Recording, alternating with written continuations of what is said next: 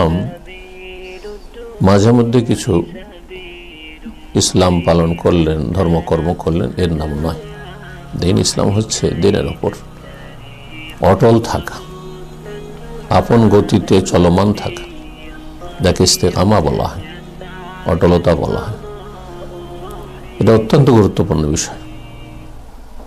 ঠিক ওই রকমই দুনিয়ার ক্ষেত্রে যেমন একজন মানুষ কোনো রাস্তায় দ্রুত গতিতে চলছে, কিন্তু হঠাৎ করে কোনো জায়গায় গিয়ে থেমে গেল, আর থেকেই গেল, অথবা রাস্তা সেখানে পরিবর্তন করে ফেললো, গন্তব্যস্থানের রাস্তা ছেড়ে অন্য কোনো রাস্তা ধরে নিল, তাহলে সেই ব্যক্তি কখনো গন্তব্যস্থানে পৌঁছতে পারবে না, বরং মাঝ রাস্তায় অথবা অন্য কোনো পথে অনেক দূর চলে যাবে। দিন ইসলামের ক্ষেত্রে, জান্নাতের ক্ষেত্রে একইভাবে আমাদেরকে চিন্তা করতে হবে, বুঝতে হবে। দুনিয়া বোঝার যেমন আল্লাহ তৌফিক দিয়েছেন অধিকাংশ মানুষকে, দিন